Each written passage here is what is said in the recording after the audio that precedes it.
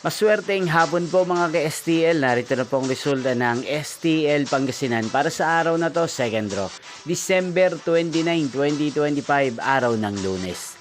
Naway ang mga natayan niyo pong mga numero kanina ay manalo nawa ngayong hapong ito, 5 PM. Kaya't kunin niyo na po ang inyong mga ticket. Narito na po ang resulta.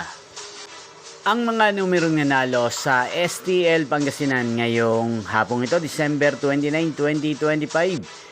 5 PM. Result 32 at 10 in exact order. Again, 32 at 10. At ngayong hapong ito sa STL Pangasinan natin pong i-shoutout si Ate Mita ng Pangasinan. Shoutout po sa inyo, Ate Mita. Sana po ay nasa maayos kayong kalagayan.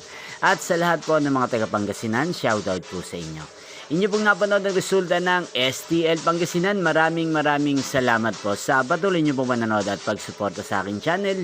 Magkita-kita pong muli tayo mamayang 8:45 PM para sa third draw result ng STL Pangasinan. Advance Happy New Year po sa inyong lahat. Thank you for watching.